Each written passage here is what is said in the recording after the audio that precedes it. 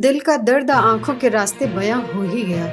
मध्य प्रदेश के दतिया विधानसभा उपचुनाव से सूबे के पूर्व गृह मंत्री नरोत्तम मिश्रा का टिकट जो कटा, मानो उनकी पूरी दुनिया ही उजड़ गई हो। जिस दतिया विधानसभा सीट पर उन्होंने 2008 से लेकर 2018 तक अपना जलवा बरकरार रखा, आज उसी सीट पर हो रहे उपचुनाव से बेदखल हुए नरोत्तम मिश्रा को संघ के करीबी रहे आशुतोष तिवारी के चुनावी कैंपेन में स्टार प्रचारक बना दिया गया, जिस सीट के लिए उन्होंने नामांकन पत्र तक खरीद लिया।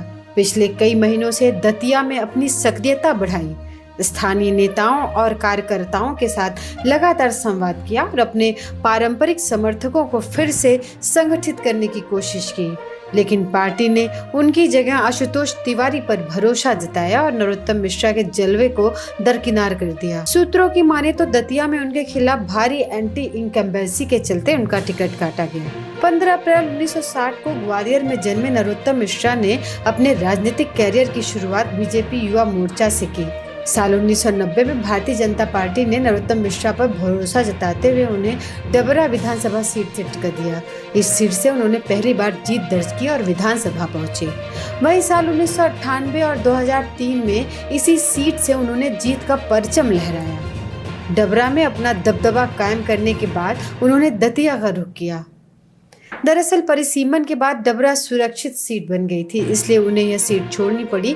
वे दतिया सीट से 3 बार विधानसभा पहुंचे।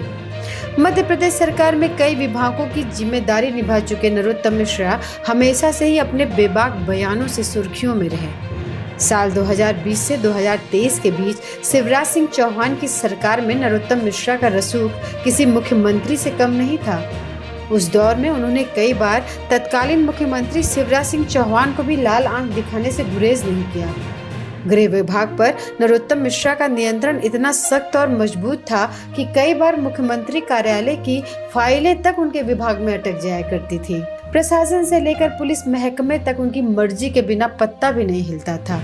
उनका यही भौकाल और दखल उनकी ताकत भी था और शायद यही उनकी घेराबंदी की वजह भी बन गया। वर्तमान मुख्यमंत्री मोहन यादव बहुत अच्छी तरह जानते थे कि सरकार और संगठन के भीतर नरोत्तम मिश्रा का दबदबा किस स्तर का है। नरोत्तम मिश्रा के समर्थकों का सीधा आरोप है कि मुख्यमंत्री मोहन यादव ने अपनी पूरी राजनीतिक ताकत लगाकर इस बार नरोत्तम मिश्रा का टिकट कटवा दिया, क्योंकि अगर वह दतिया चुनाव जीत जाते तो मोहन यादव को थोड़ी मुश्किल होती, क्योंकि बीते दिनों जमीन विवाद में मोहन यादव का नाम आने के बाद से ही वह काफी दबाव में है। ऐसे माहौल में नरोत्तम मिश्रा जैसा एक और आक्रामक और प्रभावशाली चेहरा सरकार में शामिल होता तो वह मोहन यादव की लीडरशिप के लिए बड़ी अड़चन बन सकता था। दूसरी सबसे बड़ी वजह चुनावी गणित को भी माना जा रहा है। सूत्रों के मुताबिक पार्टी ने दतिया सीट को लेकर आंतरिक सर्वे कराया था। इस सर्वे में नरोत्तम मिश्रा की स्थिति बहुत मजबूत नहीं बताई गई, जो दिखाता है कि 2023 के विधानसभा चुनाव में नरोत्तम मिश्रा की हार सिर्फ राजनीतिक संयोग नहीं थी। उस चुनाव में बीजेपी ने पूरे प्रदेश में अच्छा प्रदर्शन किया था, लेकिन दतिया में मिश्रा को हार का सामना करना पड़ा।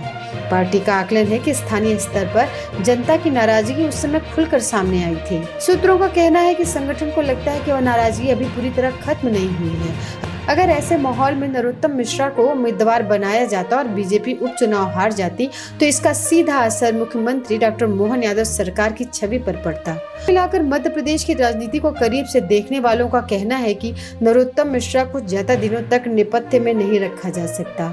अब देखना यह होगा कि दिल्ली दरबार उन्हें केंद्र की राजनीति में कोई बड़ा स्पेस देता है या फिर वे मध्य प्रदेश की जमीनी सियासत में ही रहकर अपनी नई बिसात बिछाएंगे। आपको क्या लगता है, हमें कमेंट में